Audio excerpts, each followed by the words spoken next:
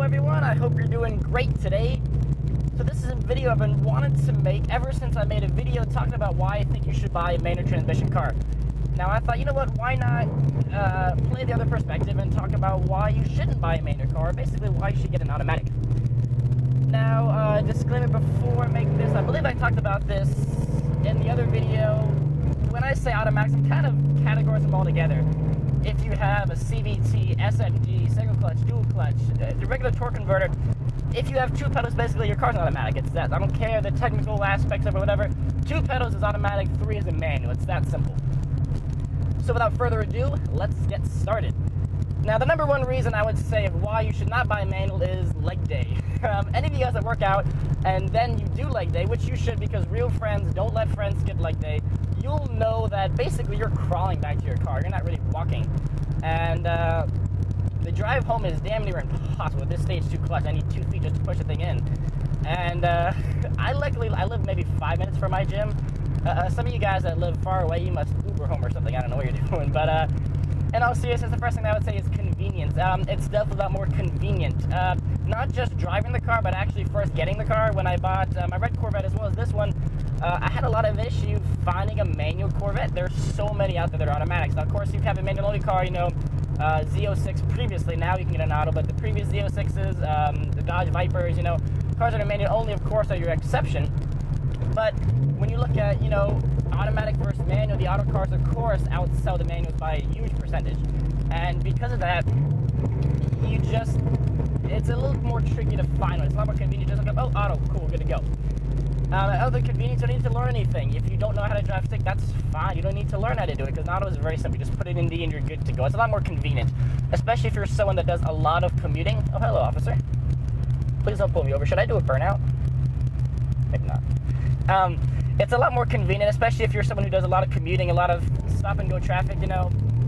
It's really not a big deal to just inch forward every now and then. If you have a manual car, it's so much more annoying. Luckily, I don't have to deal with that so much. Every now and then, I'll travel a lot to, you know, Tampa, Orlando, Miami, and then I get stuck with some traffic, and every time I do, I wish I had an automatic. It's just, I mean, the constant just in and out, in and out, in and out. As you're inching forward, you're ruining your clutch, and it's boring. There's no fun if you commute. Not to say you can't have a daily as a manual, as I do, but as far as commuting, it's just the worst. So definitely convenience is a big play there. The next, and I believe I used these 2 points with the manual video, and this kind of has an asterisk on it, is speed as well as efficiency. And now the reason I put that asterisk there is it depends. Modern automatics now, you'll find they're faster and they're generally more efficient, but that wasn't always the case. So a lot of times, I noticed this on forums and discussions, it used to be where, oh, you can't drive stick, you have an auto, you suck. Basically, it's as simple as it went. Now, because the automatics are better, I see the discussion kind of changes now. And you get a lot of people, of course, because there's more automatic drivers out there, you're saying, oh yeah, autos are quicker, that's why I bought an auto. Listen, your 94 Corolla's automatic is not any faster than the manual version is. But now you have this big horde, basically, of auto drivers that now have a cool aspect of their car. It's faster. You know, it's better now. So you hear a lot of that now. So the discussion has kind of turned around a bit. And I noticed this on one of, I believe, YOLO Douchebag videos. If you guys watch me, it's hilarious. And even though he's a Mustang guy, I still think it's funny.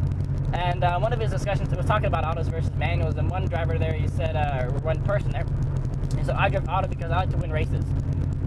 So I very maturely responded, the only reason that manuals are slower in a race is because the extra weight from our balls, which that was pretty funny. So a lot of people did too, so it's cool.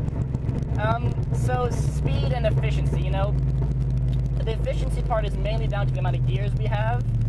With the manual, we're generally limited to 6. There's our 2 exceptions, is the C7 Corvette and then the 991, 911. We have 7 speeds in those, but we're really not going to get more than that. That's just about the limit. And most people that drive with the 7 speeds say they're not that great, and that's just what it is. We only have, I know 18-wheelers have like 18 speeds and whatever. In your normal daily car, that's not feasible. It's not practical to have that. So we're basically limited to what we have versus the automatics. We have the 8-speed ZF is a great gearbox. The GM's new 8-speed as well is also very good. PDK with its 7 speeds. I believe Chrysler now has a 9-speed in there. Ford is getting a 10-speed in the Raptor, and we're getting a lot of gears here that we just can't do with our manual cars. We're limited to what we have there. And that's one reason for the efficiency. As far as speed, that's going to be most of your dual clutches out there. Now, there's some single clutches are faster and some actual automatics are quicker as well, but mainly we have our dual clutches. You know, with the dual clutches, they can shift so quickly that I don't care who you are. People say, oh, I can shift. No, you can't. You cannot shift faster. If you see, the PDK is one of the best dual clutch out there. Ferrari, their dual clutch system as well. With I just saw the review on the 488, and I mean, this thing shifts like you wouldn't. It sounds like a Le Mans car, basically. It's shifting that quick, and that's a big thing. Now we have these automatics being so fast that the manual is still the cooler choice, of course. But like the guy in this case said, if you want to win a lot of races, your automatic is faster, and that's for the most part true. Like I said, it does depend, you know. Older cars, it's not quite the case, especially if you have less speeds. Like when the C6 first came out in 05, they had a 4-speed auto, so this 6-speed was a lot quicker, and they went to a 6-speed later on. But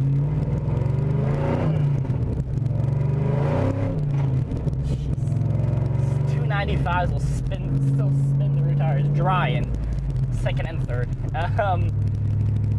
So we look at our convenience, we have our speed, we have our efficiency. So those are really your main things when it comes to dealing of why you should buy an auto instead of the manual. And I hate to say it, but I think that this generation of cars that we have is probably going to be the last bit that have a manual. It sucks, but when it comes to the end of the day, look at, you know, Lamborghinis, no more manuals. Ferraris, no more manuals. GM is sticking with it on some of their cars. Porsche still has it on their entry 911s. As well as it came in the Boxer, the 718 now. But on their Turbo GTs, you have to get the PDK, and it's just what's going to happen, you know, especially if you come more with autonomous cars. Obviously, those are not going to be manual cars, because what's the point? It's so loud. Those are obviously not going to be manual cars because you just can't do that. What's the point of having an automatic, you know, a car that drives itself if you have to shift the gears? So it's sad, but I think that's kind of what's coming. Now, when I talk about, you know, the save the manuals, I think it also depends on what car you have. You know, some cars I think are better off with an automatic. If you commute a lot, like I said, you know, most trucks, SUVs, you know, we have the Cayenne S, and that's a fun car for an SUV. It's still an SUV, and same thing with the 7 Series that I had before. I never would get that car in a manual. This car I definitely would because it's a lot more fun. The Boxer is the same way. But there's some cars that are just better off, I think, with an automatic, and that's just the way of the times we have today. But that is just about all what I have to say about that. I'd love to know your opinion, what you guys think of maybe why you should buy an automatic, or maybe why you should buy a manual, or anything else. I'm open to all the kind of discussions you have. I'd love to hear what you guys all have to say. Now, if you like this video, please hit that like and or favorite button. For more videos of me, please push subscribe. I just passed 1,200 subscribers, which is awesome. And I'm nearing the nearing the $1 million. Nearing a million amount of total views, so I'm so excited for that. Thank you for your support, as always, so much. I'll hopefully see you very soon. Woohoo! Alright guys, I'll see you later.